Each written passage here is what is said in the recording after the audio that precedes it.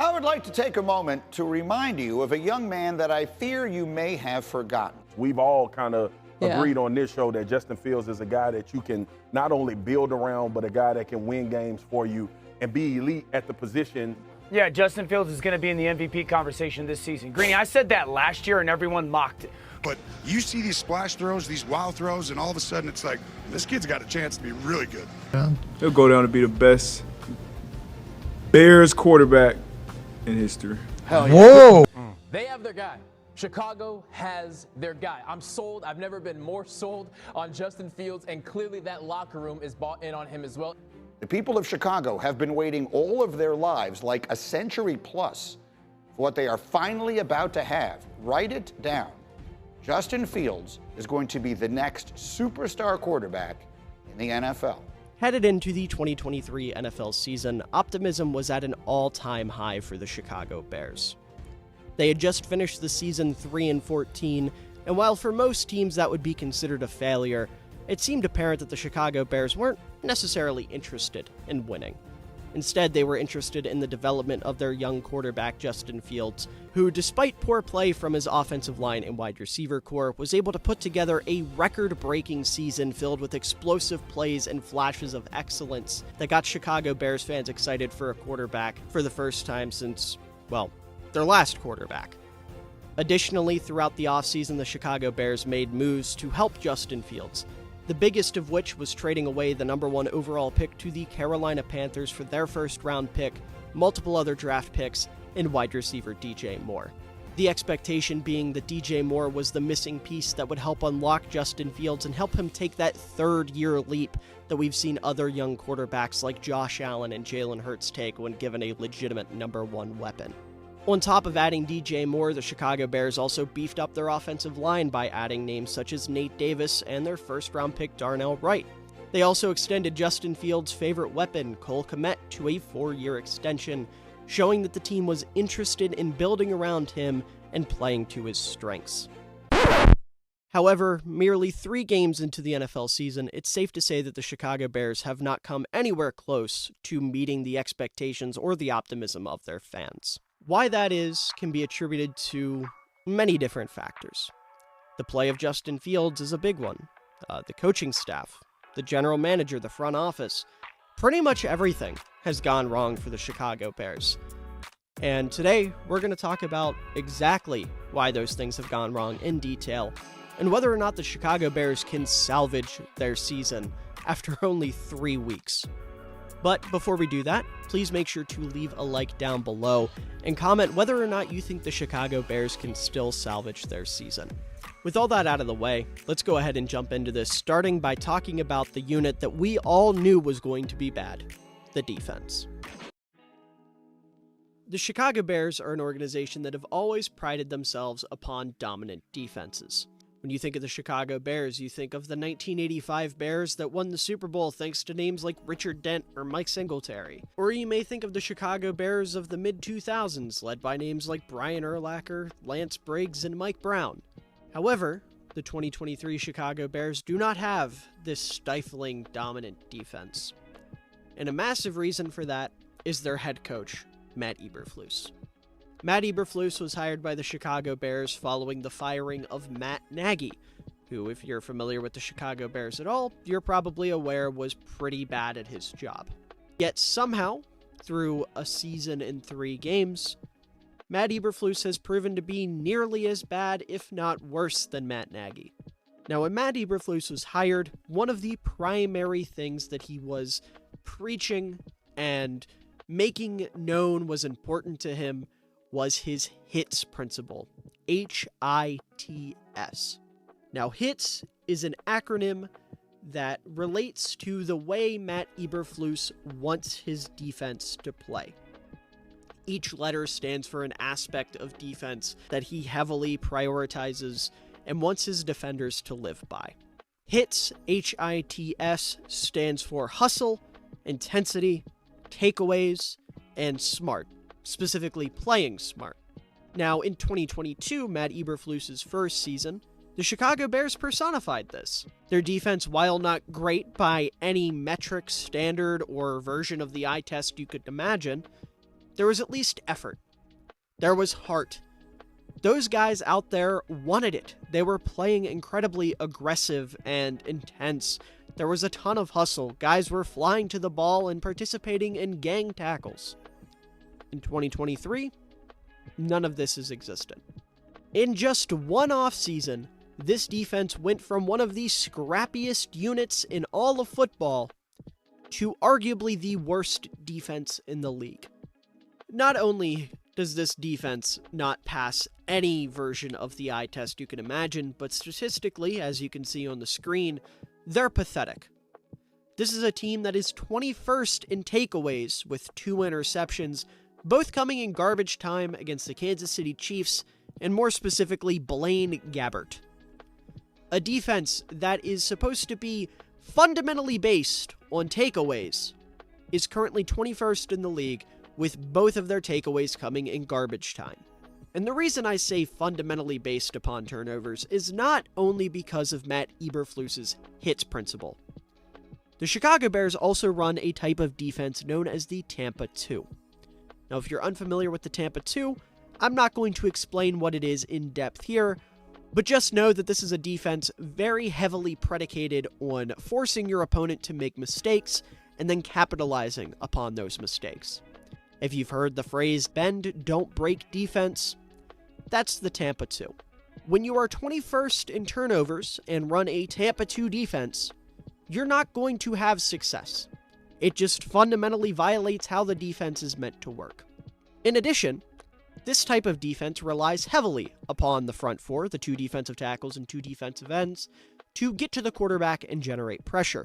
As you saw on your screen earlier, the Bears are currently 32nd in the league in sacks and 29th in pressures through 3 games.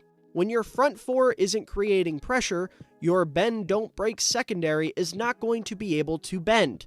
They are going to break 10 times out of 10. Once again, this is a recipe for immediate failure when running a Tampa 2 defense. Now, I should say, this isn't all Matt Eberflus's fault. Some of this can be placed upon former defensive coordinator Alan Williams, who, if you are unaware of his situation by now, resigned 3 weeks into the season, not because he was coaching poorly, even though he was, but rather for health and family reasons. Or at least that's the answer we've been given officially. If you go on Twitter or any other part of the internet and look up the name Alan Williams, you will probably see a billion different accusations as to why he resigned. Now, I'm not going to get into any of that here because it's not necessarily pertinent to the situation, but just know that both of the guys the Bears have had calling their defense are very bad at their jobs. Now back to Matt Eberflus. Not only is his defense not working, but it is fundamentally not equipped to utilize the talent he has. First of all, look at the 2 corners he has playing on the boundary. Jalen Johnson and rookie Tyreek Stevenson. If you're at all familiar with their games, you know they thrive in man coverage, specifically press man coverage. In a Tampa 2 scheme, they aren't doing that ever. They are being asked to sit in soft zones and pass off their assignments to the safeties behind them when they get to a certain point on the field. Additionally, the Tampa 2 defense, ideally, has a dominant 3 technique that will disrupt the quarterback. Think Warren Sapp with the Tampa Bay Buccaneers. The Chicago Bears currently have Justin Jones listed as their starting 3 technique. He's not good at all. So not only is this defense not working from a fundamental standpoint, but it's also not working from a personnel standpoint. Now, rather than adjusting or making any sort of change on defense other than bringing a little extra pressure on 3rd down here and there, Matt Eberflus has remained complacent. Now, maybe I'm putting a little bit too much pressure on him for 3 weeks. Maybe his big picture is to change things and it's just taking a couple extra weeks to implement. Maybe that's the case. But if he doesn't change things soon, it'll be safe to say that Matt Eberflus's approach to defense is quite literally insane. Because as we all know, the definition of insanity is doing the same thing over and over again and expecting different results. And that has been Eberflus's plan defensively for the Chicago Bears, is doing the same thing over and over again and expecting different results. Now, circling back to the hits principle, Matt Eberflus stated that hustle and intensity are very important to his defensive and coaching philosophy. And I remember when I first heard that, I was such a big fan of Matt Eberflus for that reason, because under Matt Nagy, that was my biggest complaint of the Chicago Bears. There was no hustle. There was no intensity. There almost seemed to be a lack of heart. And when I saw Matt Eberflus was going to bring that in, I thought, yes, finally, we have a coach that gets it. We have a guy that's going to come in and reset the culture for the Chicago Bears. I could not have been more wrong. Now, I will say his first season, there was a bit of promise there. Were things perfect? No, not by any means. But they were better than they were with Nagy. Sure, the win-loss record didn't reflect that, but the tape did. Watching the game showed you this team cares more. They were scrappy. They were in games they shouldn't have come anywhere close to being in because their defense and their offense were playing up to competition because they wanted it. And I loved it. However, 3 games into this season, there has been no hustle. There has been no intensity. The hits principle has been thrown out the window. And I think the Matt Eberflus experiment, so to speak, is a great example of why a shitty acronym cannot save a bad football team. So while I had faith in Matt Eberflus for the first year of his Chicago Bears tenure, I made excuses for him. I was happy about the hire. I went up and down raving about how we don't need a young offensive mind to run the team. It's safe to say I was wrong, and Matt Eberflus is a total joke. Moving over to the offensive side of the ball, the 3 biggest issues Bears fans currently have with this team, and rightfully so, are Luke Getsy, Chase Claypool, and Justin Fields. Starting out with Luke Getsy, the big issue with him is he is asking Justin Fields to play something other than his brand of football. Now, to play devil's advocate for a moment, I understand where Getsy's coming from on that front.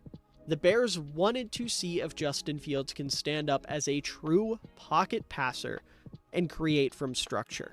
If you watch the Bears last year, most of Justin's biggest plays are coming when he's scrambling outside of the pocket, when he's making plays with his legs, when he's doing things other than sitting in the pocket and delivering a throw.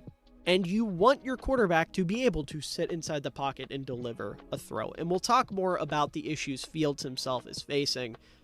But the fact of the matter is, despite the plan for the Bears and Getsy for Fields being legitimate, the execution has been piss poor to say the least.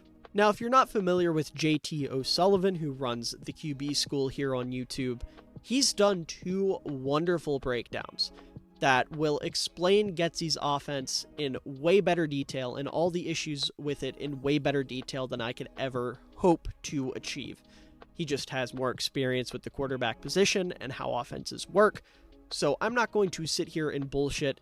Instead, I'm going to play a clip from one of his videos that I think perfectly encapsulates everything wrong with Luke Getsy's offense. This is so bad on so many different levels, man. First of all, the concept here looks like everybody run a corner or a shake. What's going on down here to the bottom? What is that? That can't fucking be real. Okay, the other part of this is what is happening with 85? Can we just let him get in a normal stance? Why does he have to be in a track stance if he's not going to run a route? Who are we fooling? It's a 2-point conversion. He's not going to run a vertical. The reason you don't want to mess with the stance, there's so many issues with this play. The first part, like the legit clown part of this, is this. So, I mean, they're right next to each other running the same route. What? This can't be real. Now, in addition to Luke Getsy's play design being absolutely abysmal, his play calling is just as bad. If you look at Bears Twitter at all or have been on Bears Twitter in the past 3 weeks, you've probably seen the word screen more times than you have ever seen in your entire life.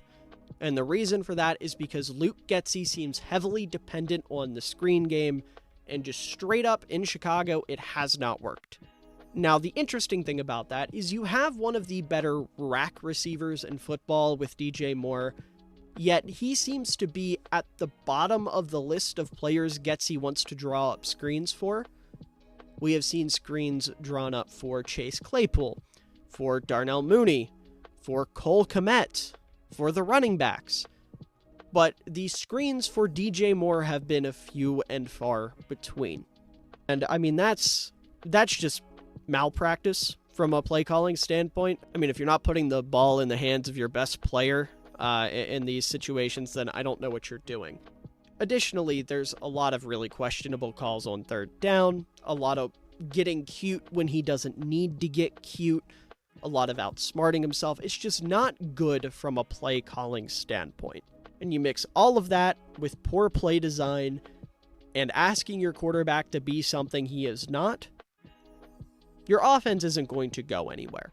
It's not going to be anything. And to be totally honest, we're headed into week 4, and I'm already ready to see what quarterbacks coach Andrew Janico can do calling plays. Luke Getsy, much like Matt Eberflus, is just totally in over his head. The only reason he got this job in the first place is because he was one of Matt LaFleur's lapdogs, and for some reason the league seems to think those guys can coach, and they can't. Nathaniel Hackett was the first example of how bad they are. Luke Getsy's a very close second. It's just abysmal from a coaching standpoint. Another issue with Getsy that is not only impacting the offense at large, but really, really hurting Justin Fields is his lack of commitment to the run game. Chicago was one of the top 2 rushing teams in football last year, and the only thing that changed is they lost David Montgomery. Now, I love David Montgomery. I think he's a very underrated back. But when you still have Khalil Herbert, you have Roshan Johnson, who you took in the 4th round and has looked awesome. You have Deontay Foreman, and you have Justin Fields still. You need to run the football.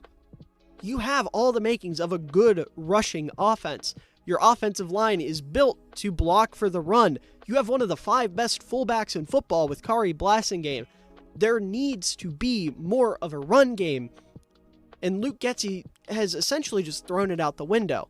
Now, to a certain point, I understand because they're trying to develop Fields as a passer, and they're playing from behind in a lot of games, but they still need to run the ball more than they're running it. It's unacceptable how few and far between their rushing attempts are right now relative to last year, and something needs to change there, and it needs to change now.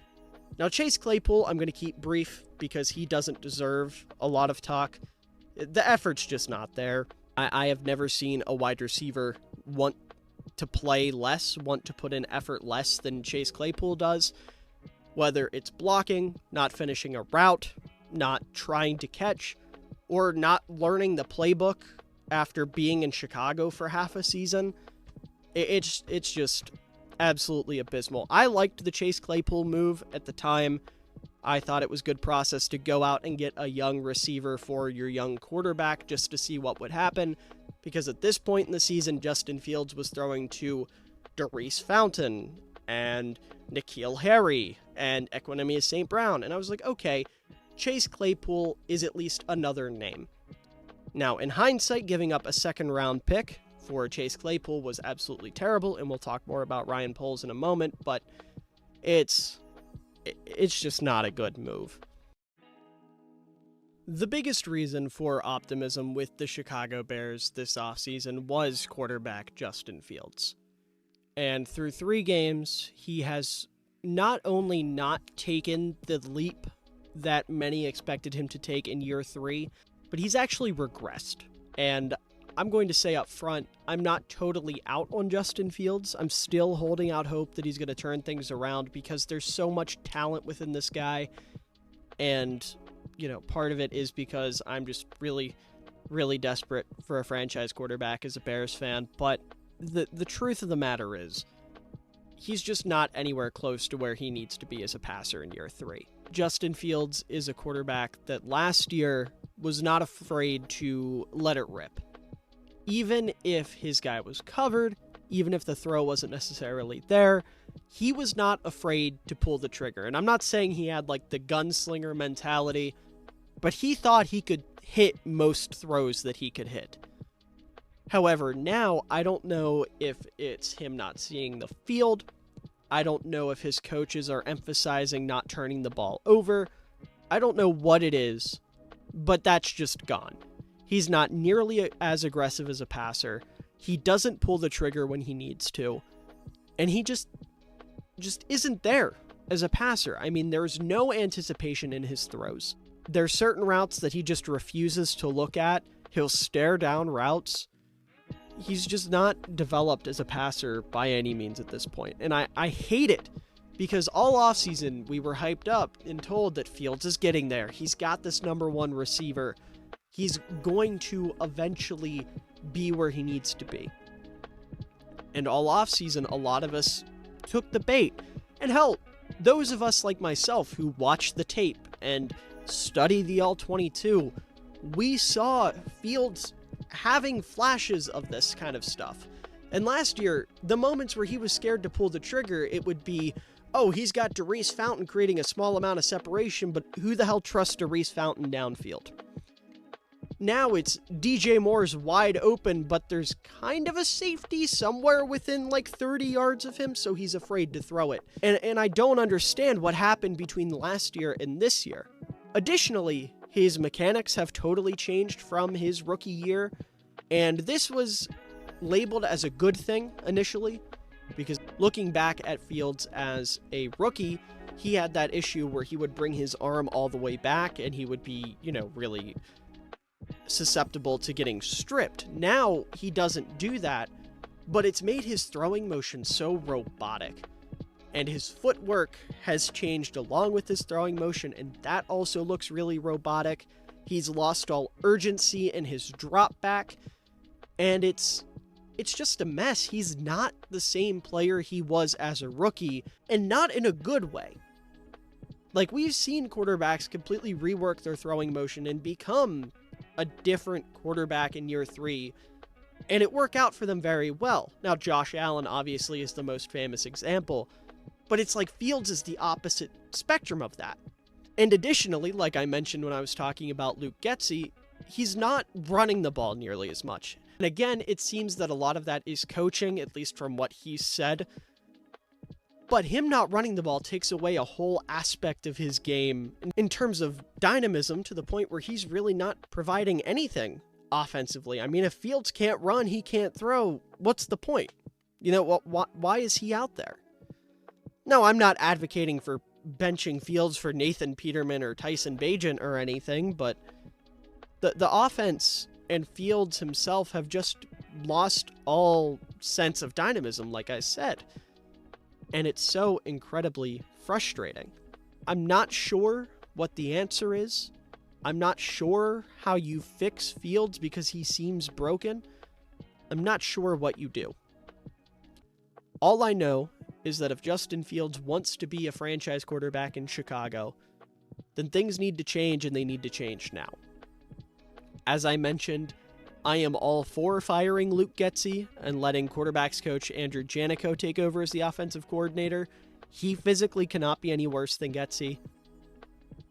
But at this point, things need to change, and they need to change now, or Chicago is going to be looking at a new quarterback next year, for better or for worse.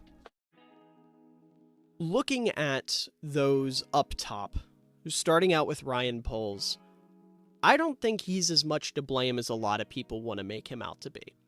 Now, I'm not saying he's the patron saint and he's done nothing wrong. He has made bad moves. Trading for Chase Claypool, terrible move. Drafting Velus Jones in the 3rd round, terrible move. Now, that being said, I personally can justify both of those moves. Claypool, I already talked about. You just needed another weapon for Fields, and Poles seemed to really like Claypool. And then when it comes to Velus Jones, you were the worst team after the catch in football the year before. Velus Jones had, I want to say, the most yards after the catch in college football, and Justin Fields was vouching for Velus, so I understand it. Doesn't mean they weren't bad moves, though. Also, you can look at this offseason and see that he invested very little in the defensive line. Now, I don't want to make assumptions. I don't want to be one of those people that says Poles just didn't care about the defensive line, because I find that very hard to believe. He knew the defense Eberflus is going to be running. He knew the defensive line was important. I'm sure he tried to bring guys in other than DeMarcus Walker, but at the end of the day, guys got to want to come to Chicago. And I, at this point, don't blame defensive linemen for wanting to avoid Chicago. Now, some of the moves he made, I was a fan of. Obviously, Andrew Billings has looked awesome so far through 3 games. I am still a stout defender of the Tremaine Edmonds signing. I'm a big-time defender of the Roquan Smith trade because while he is a more talented player than Edmonds, he wanted out of Chicago. He did not want to be in Chicago anymore. I can't blame a general manager for trading a guy who doesn't want to play for a team anymore. And then a lot of his draft picks I've been a big fan of, both at the time of the draft and as they've played on the field. Guys like Jaquan Brisker, Kyler Gordon, Braxton Jones. Looking at this year, Darnell Wright, who was my #1 tackle on the board, and they took him at 10. Tyreek Stevenson, I was a big fan of. Roshan Johnson, I thought was one of the best backs in the draft.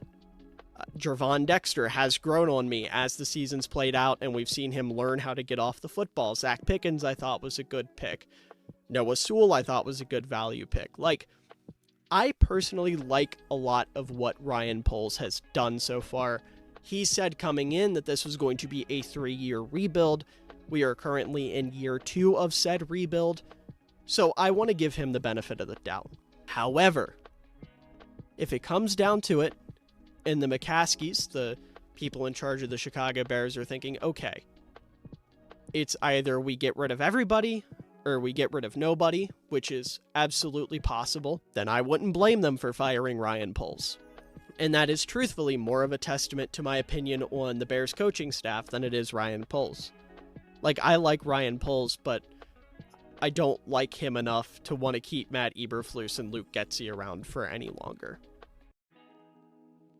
Now, above all else, the biggest issue in Chicago, more so than Fields or Getsy or Eberflus or anyone else, is George McCaskey. If you don't know who George McCaskey is, first of all, I envy you greatly, but for reference, he is the current chairman of the Chicago Bears, and also the great-grandson of team founder George Halas and the son of current owner Virginia McCaskey. In George's time as the chairman of the Chicago Bears, the Bears have made 7 hires at coach and general manager. These hires consist of Phil Emery, Ryan Pace, and Ryan Poles at general manager, and Mark Trestman, John Fox, Matt Nagy, and Matt Eberflus at head coach. It is pretty safe to say that 6 of those 7 were all pretty awful at their job. Ryan Poles, again, I like more than most people seem to, but again, still a name that could be fired after 2 seasons depending upon how the Bears want to approach things. And the big issue is McCaskey has no idea how to do his job.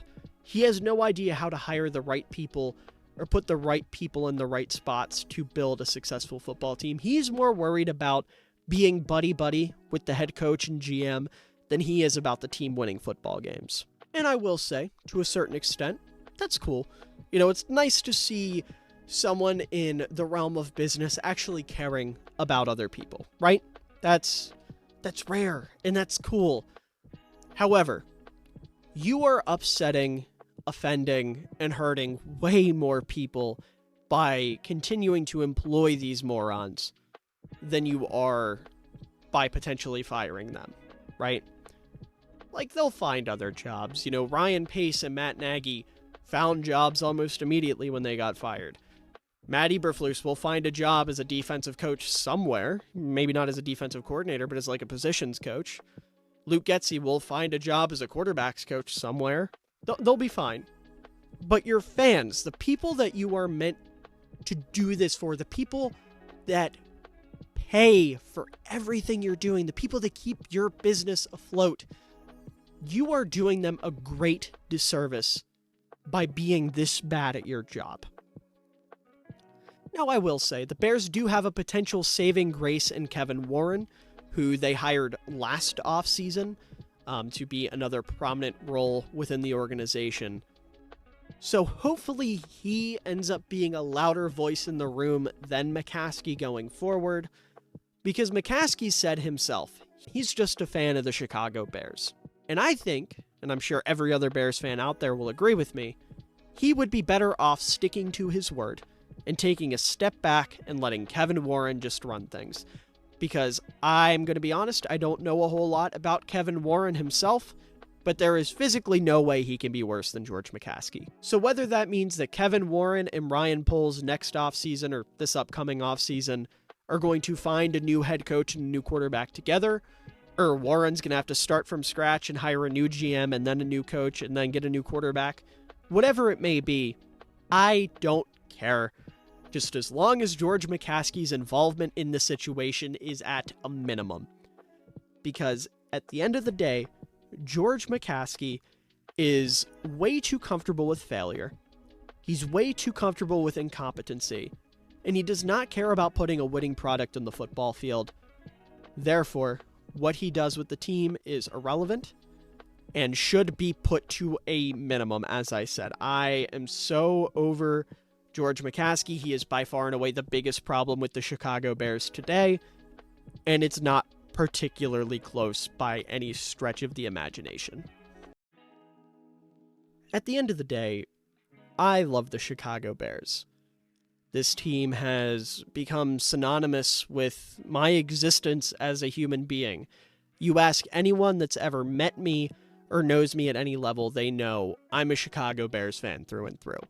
I wear a Bears hat every day of my life. I dedicate almost every waking moment of my life to this team at the expense of a social life, and I don't complain about it one bit because that's how much I love this team. However, these 3 weeks have truly broken me.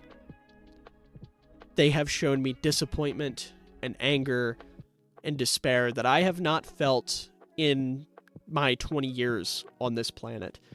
And I may sound dramatic, and maybe I am being a bit dramatic, but I don't care. This team means the world to me. And seeing them continue to fail over and over and over again and repeat the same exact cycle of hyping up an old defensive coach and then him start to fail, and then the GM getting another chance at hiring a coach, and then the GM and that coach failing alongside a quarterback, and then another quarterback coming in, is getting old. It's getting really, really old. I'm not a big college football fan. I don't pay much attention to college football until the offseason when I do my scouting. So I truthfully don't know how good Caleb Williams or Drake May or whoever else is. I can't get excited about these guys like all these other Bears fans are that are totally out on fields. And quite honestly, I can't let myself get excited like that, because then I just want to throw the whole season away and give up, and the season would become meaningless. And, you know, we're only 3 weeks into the season. I want to hold out hope that something changes. I want to hold out hope that Justin Fields, who I have, defended with my life for the past 3 years, can be a legit quarterback in the NFL, because he has the potential to do it. I want to believe that he can turn things around and, start to pull the trigger and have better pocket presence and just be a real quarterback, be the guy that I was hyping him up to be all offseason, that Bears fans were hyping him up to be all offseason, that a lot of the media was hyping him up to be all offseason. I want to hold out hope that that guy's still in there and he's being held back by something else. I want to hold out hope that firing Luke Getsy or firing Matt Eberflus can fix that and make this team scrappy again. Not great, because they were never going to be great, but you know what? 7-8 win team. Is that going to happen? Probably not. I'm not going to hold my breath, but I am holding out hope. I would be lying if I said I'm not an optimistic Bears fan. But the truth of the matter is, being an optimistic Bears fan at this point feels almost like delusion, because of how poorly this team is ran and just how terrible everything is. I know it's crazy to say that a season feels totally over after 3 games and an off season of hyping everything up and getting super excited, but god damn it, it feels like the haters won, man. I hate to say it, but it really does. It feels like the haters won You know, all the people currently victory lapping the Bears and Justin Fields have every right to. Again, I can't stress it enough. I want those assholes to be proven wrong so bad by the time this season ends. But it's not going to happen. At least, it's not likely to happen. You know, I don't ever want to say never, because that's just not me. Again, I like to be optimistic towards most things. I mean, goddammit, most of my brand on the internet is fighting for the fullback position and talking about how it's making a comeback. If I have faith in fullbacks, I might as well have faith in the Chicago Bears too, right? But it's just so tough. I'm tired. I'm so exhausted, and I just feel so let down. And I hate it. But it's football. You know, if Caleb Williams is everything he's hyped up to be, then this time next year, maybe I'll forget about Justin Fields. Probably not. I still haven't forgotten about Mitch Trubisky. I still wear my Mitch Trubisky jersey quite often, but it is what it is. With all that being said, I just hope the Bears can turn it around. And I hope you all enjoyed this video. It breaks my heart to talk about the Bears like this, but it's the reality of the situation. And I wouldn't be doing my job as an unbiased source if I didn't acknowledge the bad after hyping up the good all offseason. So hopefully the Bears can turn things around. Let me know down in the comments below if you think there's anything the Bears can do to redeem the season. Whether it's firing somebody, trading for somebody, benching somebody, whatever it may be. Let me know down in the comments below. But once again, I hope you all enjoyed. Please make sure to leave a like and comment down below. Helps out a ton, and if nothing else, it'll put a smile on the face of a Bears fan who has forgotten how to smile. And to everyone out there watching, I hope you all have a wonderful day, evening, night, afternoon, whatever time of day it is for you. I hope you enjoy it, because you're all wonderful people, and you deserve it.